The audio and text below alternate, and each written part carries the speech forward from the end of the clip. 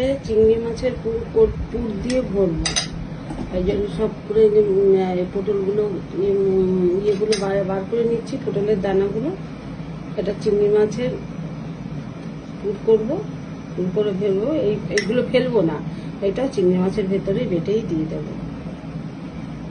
পটল দেখো, পটলগুলো ভেজে তুলে রেখেছি। আর ওই পটলের তেলেই আমি এই মশলাগুলো পেস্ট করে রেখেছিলাম, এই মশলাগুলো করছি। তার মধ্যে চিংড়ি মাছটা দিয়ে দেবো। আর এখানে দিয়ে দেবো জিরের গুঁড়ো, ধনের গুঁড়ো আর হলুদ। আর এখানে দিয়ে দেবো নুন। নুনটা দিয়ে মশলাটাকে কষিয়ে নিয়ে তারপরে পুরটা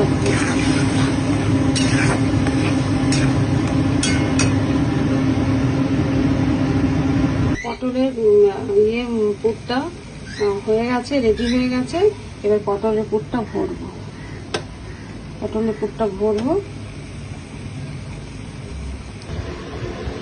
দেখো, পটলের পুরগুলো ভরছি।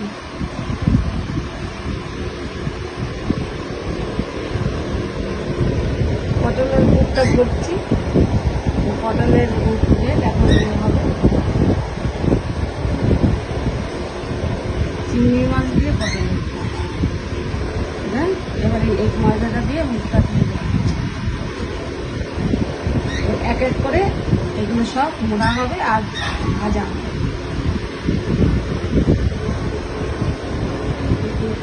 পুরটা ভরা হয়ে গেছে, এখন এক এক করে ভেজে নেব।